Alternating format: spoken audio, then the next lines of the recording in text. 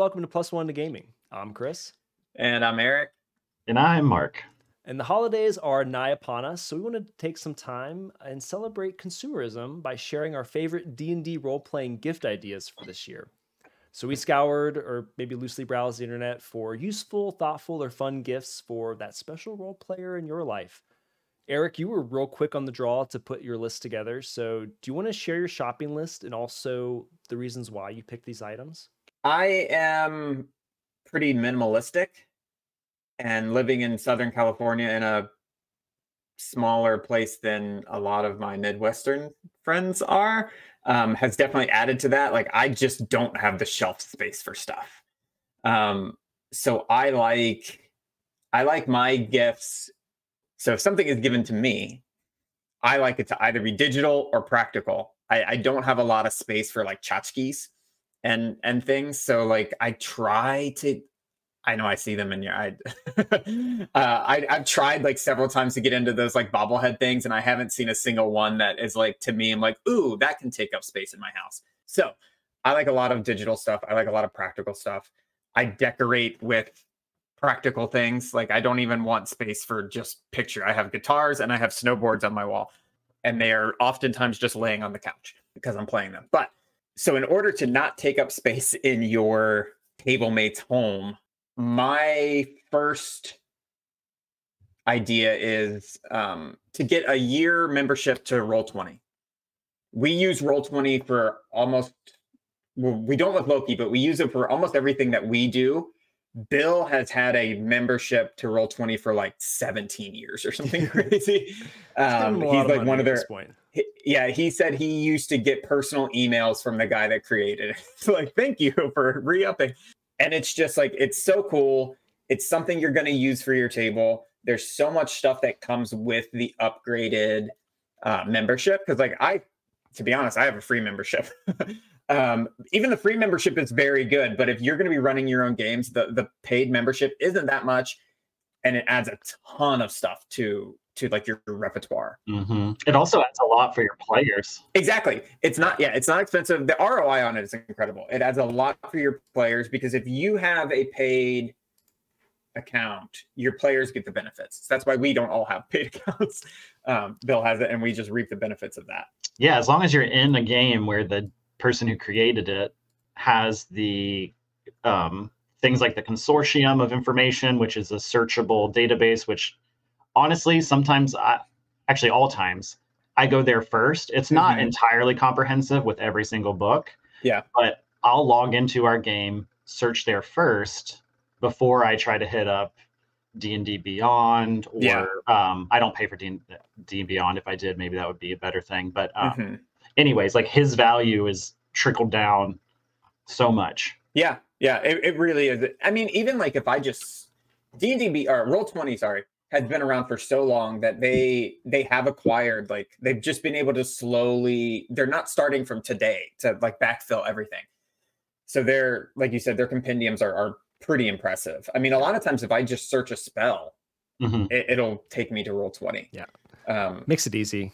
$5.99 a month or $59.99 a year for the Plus, $10.99 a month or $109.99 a year for the Pro. You can gift that as well. There's an option to gift it on Rolls and on their website. Yeah, on their website. And none of the things I mention, and I don't think any of the things any of us mention, have our sponsors or have asked us to do it. These are legitimate things that like I'm excited about. I know you guys are excited about, and that I like would like add. I don't know. For me, would add benefit. Yeah, I'd certainly take Roll20 as a sponsor. Yeah, right. Shout out Roll20, but that's not the case. Even if they just gave us the free, like, I'd be down. Yeah, that's one of the most exciting things I would be excited about. But also, we're not making any money off of this. So if you support any of these businesses, awesome. There's no affiliates here, so this is just stuff we actually genuinely like. Yes. So take us away, Eric. So then the second thing that I love and use all the time is Hero Forge. I have, I think, over 300 characters made in Hero Forge. It's one of my like happy places to go to and kill time when it's like a de-stressor. I love making things in Hero Forge. So a gift card. Yeah, I bought all of. Oh, you both have it. So Bill Everybody bought me. hold up your minis. Bill bought me Come on, one. focus, Damien. For my birthday or something. It's when I was a groomsman for him. And I got all of you one for your weddings. I have one for Bill. So I don't know. I love making stuff in it. You can make stuff in there for free all day. But I want part of also the overarching idea of my list is I want to support things that I love, like that I agree with. So even before this list, like if I buy stuff for you guys, I usually for Christmas like to get it from something I already support. So I already support Hero Forge. I think they do a great job. I love their art. They're constantly adding new things to their catalog. Every single D&D character I've ever played, I've made in here, at least to get like a concept of. It's almost always my character art, unless I found just like for the Star Wars one, I based my character around something I saw on the internet. But again, I go in here, I have over 300. I go in here just to like kill time, and it like, I don't know, it's one of my favorite pastimes. So a gift card to Hero Forge. Hero Forge. I literally have over 300 things in there, and you can paint them now. So I'm going back and painting my old ones. I'll go through like a crazy. I'm like, ooh, what about Avatar? And I'll like make like I just think of a new property, and I'll try to like recreate them as best I can. It's really fun. But if you want to like an Etsy shop, honestly, it's incredible. But if you want to actually buy some of the stuff you create in there, they're often pretty affordable. Like for those bronze ones that you guys have, they're $100. Like. And it's fully customizable. Like I put everything on there. I don't know. It's incredible. But for the regular ones, they're like the plastic ones, it's much more affordable. So I don't know. This I think is a great way to personalize your table. You don't have to. You can do what I did and create it and buy it for the person and give it to them, or you can just give them a gift card and let them, kind of go wild on it. It's neat because you can also like. There's an option in terms of price that can match your budget too. So I have a Hero Forge tab open before we started talking about this because we were talking about something else before, and I almost always have one open just playing with it. But yeah, so let me go to open the buy menu, make this my big thing. Plastic, $20, premium plastic, $30, colored plastic. So you can buy it pre-colored, which is really cool. I haven't done this yet, but I'm interested. Is that like the plastic is printed in color or they're painted? So they do both actually now. Oh wow. So I believe just for the plastic colored is $45. Bronze is $100. You can get the STL file for like $8. They have sales in this all the time too. And then you can also buy the 3D digital fully colored thing. So if you're playing in, spoiler alert, something I'm going to talk about soon, like a digital table space, you can buy the file from Hero Forge to use on that. So it's cut. You're not using generic elf, number 3 or whatever. You're using your character. That's cool. So it's super cool. I believe I don't work for Hero Forge and they don't sponsor us, so I'm not super up to date on their stuff. I remember them talking about having like professional painters paint things for you. It was going to be, much more expensive than the standard colored plastic because it's actually like a professional's time that they're taking to do it. I don't see that on here though, so that might be something that's still in the works. But yeah, Hero Forge is amazing. I'm sure there's a bunch of things like this, and I've tried other ones. Hero Forge is my go-to. It's just so simple, and it like everything clicks well. It's really easy to do, and they've added again a lot more like quality of life things that you can like move arms around, and like you can just do like really cool stuff. Very helpful if you don't have design experience, yes, 3D modeling experience. I can't even draw. This does really help me. This is like my artistic expression. Yeah. What else is on your list? So the next thing on my list, again, based on supporting people, supporting the genre of things that we love, is to hire a GM to lead a game. So we've recently dabbled in this. It's been on my list of stuff to do for a long time, because we have a problem, and I think a lot of tables do, where you have the all-time GM, the person who is GM constantly. And Bill has said he likes to do that, and I trust that he does, otherwise he wouldn't show up. But if you want to give your GM a break, you want to play with a new GM, maybe a different one-shot, maybe a new setting, whatever, let your GM be a player. There are several services where you can pay for a professional, and like I do air quotes, but like apparently this is what people do for a living, a professional GM's time. So these people are going to come with assets. They're going to come with probably their own Roll20 account that's premium. You know, it's their job, so they're professional. They're coming with everything, music. I mean, I looked at a whole bunch of different websites for it, and like a lot of these people are like English professors and like professional storytellers, and like they have like layers upon layers of experience that they're going to add to it. That's going to be different from the layers of experience that we have. So it's a nice new experience. It's like booking a luxury hotel for like a night or a weekend, you know? Exactly. Like, yeah. Mm-hmm. It's not like parking. Yes. I don't feel like it's a sustainable, like year-long solution to not having a DM, but it is, it is, you know, it's a treat. So if you are the type of person if you're the type of player who has never been able to get a game together because no one wants to GM, or if you have a forever GM that wants to be a player, I think this is just a great solution. If you're a brand new player and you can, you know, scrounge and divvy it up between 4 people or whatever, it's a relatively affordable service.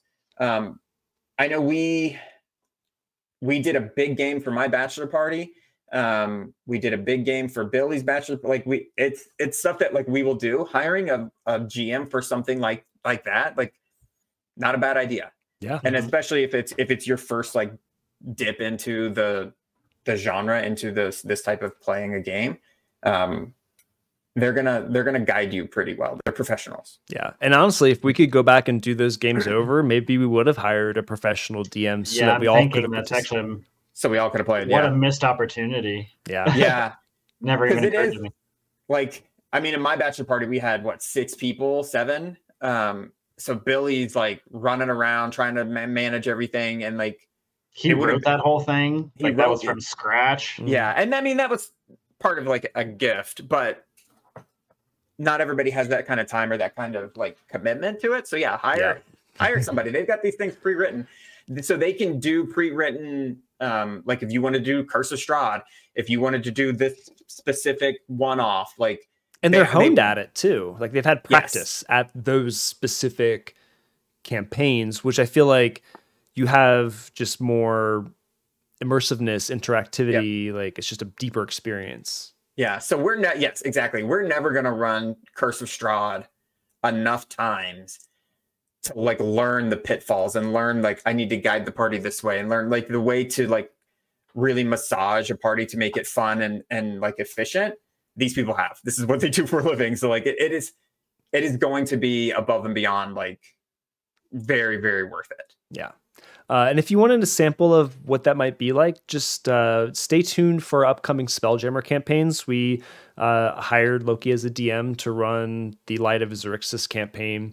And he doesn't use Roll20 in those assets, but I think just seeing how quickly and adeptly he was able to take our character sheets and information that we gave him like 2 days before the game and pulled out some really compelling story hooks and interconnectivity. That's the kind of stuff you're getting from those experiences. So thanks for that. Yeah. I thought maybe we could, go ahead. Sorry. I was just going to say, so Loki, he is also running that campaign with another group. So it's very interesting to see, it's a new campaign. So he hasn't run it 100 times, but we're his second group, and he's already, you know, we'll talk about it a little bit afterwards. He's already learned some of the pitfalls and learned like what the other group has done. So like, just imagine that extrapolated out to several tens to hundreds of times of efficiency. And so unlike Eric, I am sliding away from being any sort of minimalist, and trinkets and accessories are my jam. So mine's a little bit more heavy on the Amazon side of things. A couple things I've been using recently that I love and can recommend. there's status trackers. There's a billion of them out there for when you've actually got minis out on the table. But the ones I really like and found after some unnecessarily heavy research are called the Rings of Power status trackers. Fantastic name. They look cool. Yeah. I got these off Amazon. The design is great. They are unlike others in that no one attempted to make a giant tackle case that holds all of them and organizes them, and they're all labeled, and there's a key that tells you what each one means, which might sound like a downfall. But you get 2 different sizes, small and large, and they come in a bunch of different colors, and then you can just throw them out. And it's not that hard to think red is, bleed, damage, or whatever. Purple means that this person is hidden. They give you a little idea of like, oh, red could mean your speed is up or your attack is up or they've taken damage. Green could mean they're poisoned or weakened.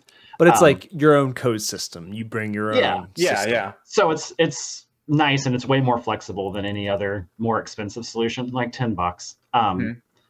And they also are designed to stack, so you can stack them up really easily. So those I really liked. Those are cool. Yeah. Are they kind of like bungee, like elasticy? No, they're like cast plastic. Yeah. Okay. And some are translucent and some are transparent. Oh, the bases are standardized. Okay. You said there's what, 6 colors it looks like? I believe 6 colors. So you get 3 large and 9 small for $10 of each color for $10, at least on this particular link. Yeah, that's awesome. So they fit 25 millimeter and 50 millimeter bases. If they don't fit, you just hang them off of some giant dragon's wing or something like you do. Yeah, a wing-a-ling. Another thing that I'm really liking currently are some books, because we all need more Dungeons and Dragons books. Yeah, all the books. So these are the first books I've bought that aren't official Wizards products. And I'm like using them more than my player's handbook in the last couple sessions. They're by a guy named Jeff Ashworth and contributors. Illustrations in here are even awesome. There's like just a nice book to flip through. Yeah. But their thing, him and his contributors, is they make the Game Master's Book of Blank. So the ones that are out are Game Master's Book of Traps, Puzzles, and Dungeons, of Random Encounters, and of Non-Player Characters. And the other one is Legendary Dragons. Wow. So I picked up Traps, Puzzles, Dungeons, and Non-Player Characters, and they're legitimately just great. They have bonus content in them that I wasn't even expecting. Each one has 3 one-shots in the beginning of it, like just out of nowhere. He's like, "Oh, you want free one-shots? We built them out of these concepts." And like the puzzles section is great. Like, I would love to do something like, oh, what about a Sphinx who's got all these riddles in one of those classic kind of non-combat but high tense situations. Yeah. But I'm not smart enough to write a bunch of like riddles. You know what I mean? Like, I don't have a lot of faith. And one bonus of this is not that I think you guys would do this or anything, but it kind of feels cool that it's not something you can Google. Yeah. Not that you think your players are going to like do that or anything, but it's just not out there. So someone hasn't seen it in a BuzzFeed video of like the 5 funnest riddles throughout history. Yeah, because that's like that. It just that's defeats like the purpose of that fun. I love that a lot. Exactly. Yeah. So I feel like also part of it, because I've been like writing for years, mostly not, but sometimes yes, a like puzzle heavy game, and it's really hard to hit the sweet spot of like, are they going to get it instantly or are they never going to get it? So I feel like I've not read this book, but I feel like a professional is going to be able to hit that sweet spot where it's like challenging but able to like solve the riddle. They're going to be able to hit that a lot easier than I am. Don't try to stump your players. It's not fun. You want them to succeed. Yeah. Yeah. And it gives you those kinds of things. Like, it might be easy to come up with a tricky little puzzle where you could think about, maybe take a real world puzzle and, gamify it into your scenario. But then this will even have, a theme attached to the puzzle where it's like you can tell it's a roguish puzzle, and there's other little hooks in there that they may not go into detail with, but it'll point out some things to you where you can be like, oh, I know now I understand how you give clues about a clue without just giving up the ghost. Yeah, because I see how someone's written it down and you can iterate out. Because that's a tough. So I'm really balance. enjoying those books. The art on these look great too. Even just the cover art. I'm on the Amazon link to it. Like, yeah, it looks really cool. It's cool. It's like a culty. They've got a bunch of random tables that they've built in there for things. So like you can build an entire dungeon with the traps and the puzzles in that one book. Because I forget that stuff randomly if you wanted to. Yeah. So like a game I ran recently, I pulled out the puzzles and the NPC book and put together like a festival situation with some festival games populated with characters that I could look at and be like, oh, I'm seeing how these people are related. Yeah. Because the non-player book is broken up into categories like lawful people, weirdos, under the category of cities, rural areas, and wilderness. So, in the wilderness, weirdos might be some fey creatures and stuff like that. And then in the city, if you need a king, there's a section of noblemen from a city. I like that organization style. Very handy. Yeah. All right. Someone who's played wrote that book. You can tell. Yeah. All right. That's a really good asset. What's your last one, Mark? I think my last one, the thing I'm most excited about, although caveat, I have not experienced this, but I've watched a shit ton of videos about it.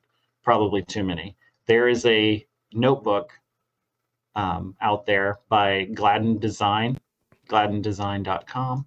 They call it the Paper Apps Dungeon. Oh, I was hoping you were going to pick this one. So this is a physical notebook. You can buy an optional pencil, which sounds silly until I tell you that pencil is also a die. Oh, say is it magic? You roll plus it, one to writing. Which the die sides are inscribed on the different sides of a tiny little golf pencil. Clever. Yeah. So you roll that, and the numbers that come up give you little actions and things to bounce around on this little 3x5 notebook, a procedurally generated graphical dungeon. So each notebook that is sent out is unique to you, and it's a tiny little dungeon for solo dungeon crawling. You roll your pencil, you do your actions, and if you survive, you flip the page and move on to the next floor of the dungeon. That's crazy. Yeah, it is $8, my friends. $8. $8. Such a good stocking extra. stuffer. That is a stocking. But if you need a stocking stuffer, come on. You don't get better than this, I think. No, I think that's super cool. Yeah. Pencil's $3.75. So they're getting you there because that's cool. You want the pencil. I want the pencil. But yeah, $8 for a little stocking stuffer that I think anyone who has played would appreciate. That's really cool. I already bought all of you a gift, and it wasn't this, and now I'm mad that I didn't wait. Well, I guess it works out because if Mark had decided to do that too, it would be really awkward. Yeah. Yes. Awesome. Those are excellent gift ideas. Thank you, Mark. All right. So I guess the last ones are a few from my list.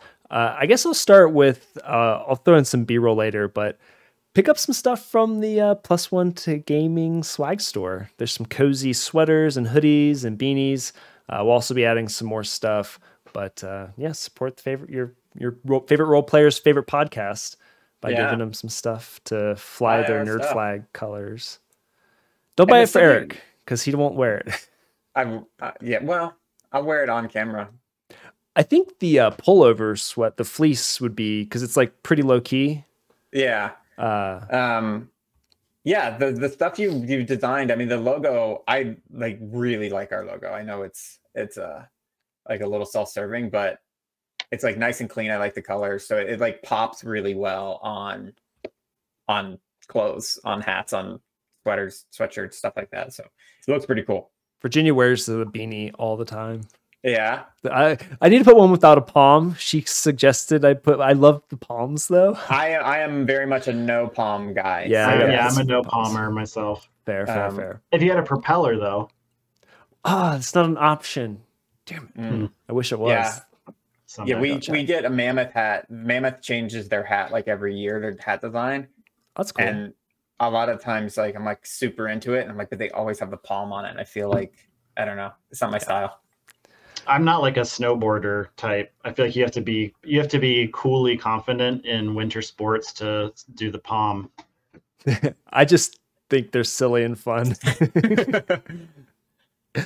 All right, so that's one. What else? I actually have a couple things that I've purchased recently that I really like that I think I will share. So give me just a second. Did you guys see Flareon and Jolteon do a suicide dive off my shelf? Yeah. You gotta catch them, Chris. Yeah. I did not catch them all. You gotta catch both of them. All right, well, that was fun. So actually, this is something I received as a gift. I think it was last year. This is Dungeons and Dragons art, visual history, art and arcana, and it's just got so much lore and history from the game. Just like cool original art. Wow, that looks awesome. And just, it's one of those things you just set like on your table and you'll pick up, read a few pages. But I think it's really cool just to be able to go through the full history from first edition till now and see. So I think it's just it was a really thoughtful gift. It was $50, 66. It's on sale Canadian. right now. Ooh. How do you know how much? Because you're looking at the book. Yeah. It's like, how do you know? Is that just math you can do in your head? I'm really fucking smart. No. It's on sale right now. $27.49. I think it's a deal. It's a nice thick book. It feels substantial. It feels like a kingly gift. Somebody gave me that along with a little tin of metal dice, like nice, perfect. I was over the moon. It was the really good Christmas gift. Yeah, that looks awesome. And then the other thing I just got, just an Etsy thing. As we're playing our live games, our Spelljammer campaign, we're rolling actual dice. My dice just love to bounce off my tiny little table. Yeah. So I picked up one of these. It's just a little leather mat. Oh, come on, light. Nice.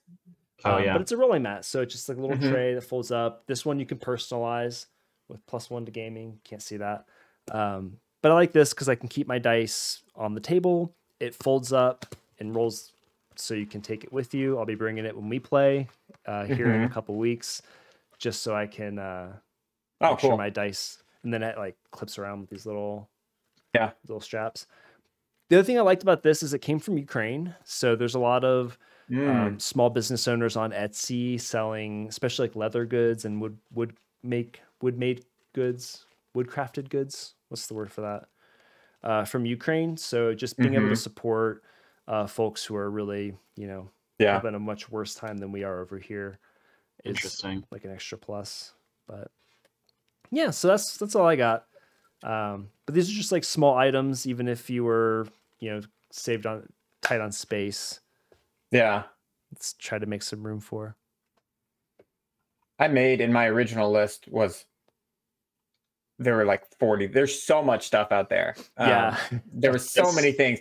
And you go down the rabbit hole, especially of like Etsy or anything, like we're like, ooh, this is neat. Ooh, this is neat. Ooh, that's neat. So I had to like, I had to get a philosophy down of like what, again, like minimalism and stuff like that. But there's so much cool stuff. So like, if any of the things that we said weren't interesting to you, that's what I would suggest. I think we all three kind of hit it a little bit, like support like local or individual contributors. Like you vote with your dollar. Yeah. And I'm not super interested in giving my dollar to like multi-billion-dollar corporations that are just like producing pretty much like junk. So like if you can find an awesome like dice roller and it's made by a human person in an area that like you want, you know, to support, like, I don't know. That's always how I try to think about, especially Christmas gifts, because I'm buying a lot of them from like the same person. So it's like an influx for them. They get a boost. We all get cool shirts or whatever it is. But it's not just like a shirt from Amazon. You know, I would go to a specific person and buy it. I want to show you something real quick, because I know you guys are into 3D printing. I found this on Etsy. Ooh. So it's a 3D printed D20. And Giant D20. Pretty sizable. But it comes with this light base, which now you can see it's just shooting off light. But when you put this on here, it's translucent and it like lights up, and you can, you know, goes through colors. You can set whatever color you want. But cool. It's like a fun little lamp. Yeah, that is neat. And that's like exactly like that's the kind. There's a million things. I mean, especially on Etsy, but really everywhere that people are like 3D printing, designing themselves. Like, there's a lot of repeat stuff. Like, it feels like one person does it and everybody's like, I can do that. But like so I don't want to give out what like I got y'all for Christmas, but I was going through and there's like 100 of basically this type of thing. So I tried to find the ones that were real people. As best you can, and not just like, okay, this is a company, a foreign company that's just like taking IP and mass producing it. So like, I don't know, those are my general philosophies. Mark, you were going to say something. Yeah, I was just going to build off of that and say, if you have, obviously, if you have any sort of, you know, talents, you can always make stuff. I feel like people in this community appreciate the DIY aspect of the game. That's something we all like. That's why a lot of people, you know, you'll have people who make battle mats who like have a legit social following because people want to support them and not a giant company. Things like that. So bring your own talents, even if it's just something you're hacking together. Like, people will like it and appreciate it, to make little things for your table, make, you know, craft something, draw a picture, stuff like that. But then to take it a step further, you don't necessarily have to be super good with your hands. You could find like a maker space, your local library. A lot of those kinds of places have low cost access to like things where you can craft at a high level. The Cricut machines, the 3D printers, those laser etchers for acrylic and things like that. So, you know, like, you can make super simple stuff along the lines of what you can get from Etsy. And if you're doing that on your own, you know, it adds a little something, I think. Yeah, certainly does. I got Virginia Cricut for her birthday.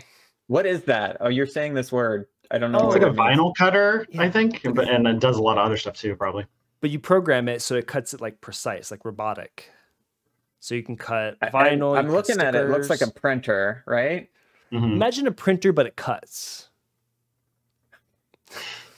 That's the best way I can describe it. Like, yeah. I just see a bunch of pictures of it and not of the end result. Yeah, like, so the end result can be anything is the thing. It's really crazy because you can just, you like cut stuff and then you can apply it like permanent stickers, kind of. That's one route. Yeah, stencils. All right, that's the only way I've used it. Like, I have a bunch of my camera cases. My sister-in-law printed out like my logo and I put it on there and stuff. Oh, cool. Yeah, that's awesome. It's very flexible. A lot of Etsy shops are built on Cricuts. Yeah. Between like all of us, we have an Etsy shop. You've got a Cricut. Totally. Bill's got a 3D printer. Because that's all this is 3D printed, and the base is just like a common round you can get from the hobby shop with a generic light with remote control thing. It's all off the shelf components. You need to do a game just with a big baddie just to use that die. Hey, I wouldn't roll you need a mini to scale with that. Oh yeah, no. I would use this as like a inspiration dice, because you can have it on this pedestal glowing, and then you can hand it to somebody. I just want to see somebody roll it because it takes like 2 hands to hold. Yeah, I mean, you can buy. I've seen on Etsy like giant rollable like acrylic, so they're solid. They're not translucent like that. Punches a hole through your table. I bought a few with liquid cores that are amazing. Oh yeah, those are cool. Swirl and stuff. I'm so stoked. I just was Googling how to make those because I don't want to get into buying them. But then again, yet another hobby I don't need to start. Exactly. Yeah, I just cut out the middleman and bought them. Or no, Yeah, I will pay the middleman and save the Pay time. the middleman. Yeah, it is like, yeah, you were the middleman in that situation that you cut out. Yeah, those 3D printed bullet dice I posted yesterday or the day before on our thing. They're so cool. They're really expensive for what I feel like they should be for a 3D printed thing.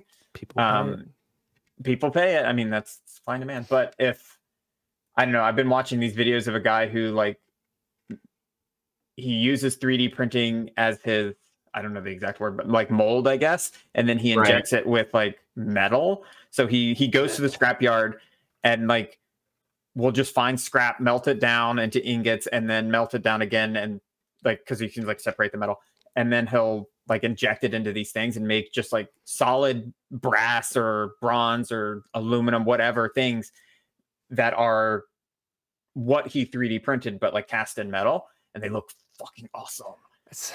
Crafting in video games is so much easier. Yeah, it's a whole thing. So I'm like, damn, do I have to buy a forge? Because this isn't like something that I can pay someone to do. Like this guy might, but it's going to be incredibly expensive. Yeah. Whereas like I don't know. So that's another, I don't have the space or the time or the inclination to do it, but I want the product from it. And there's really not like somebody out there doing it. So if you're listening, buy a forge and make me some little bullet dice. I'll pay you for them. Or just appreciating the DIY, like make a gift. If you have a forge, why not forge something for your friends? This sounds like a time for Kickstarter. Yeah. Do one of the classic Kickstarters where you're like, I don't know what I'm doing, but if you'd like to pay for it. If you pay for it ahead of time, I'll figure it out by the time we're done. You'll be the first on the list to get something. Not a terrible. I mean, it might be how Kickstarter work. Yeah. If Sam Bankman-Fried told us anything about doing stuff with people's money, it's maybe you should be careful with it. I don't know who that is. That's the guy who was running FTX and lost everyone's money in the world. I've heard about this, but it's so like on my peripheral that I haven't bothered to like even read past the headline. And on the headlines, I don't understand half the words. I don't really know anything about crypto, but all I know is he's hiding out in the Bahamas right now because everyone wants to kick his ass. The American dream. Yep. Defraud billions of dollars and go and hide in the tropics. And get away with it. Yeah. On that note, I think that wraps up our episode on Christmas gift ideas for D&D. Thanks, guys, for putting your list together and putting so much thought and care into pulling out some what I think are just really amazing gifts. I would look forward to receiving any one of these, so thanks so much. Yeah. That's it for this week's episode. Don't forget to subscribe to the podcast if you haven't already, and head over to +1togaming.com for more live discussions, actual plays, character creation tips, and more. Thanks so much for listening, and we'll catch you next time.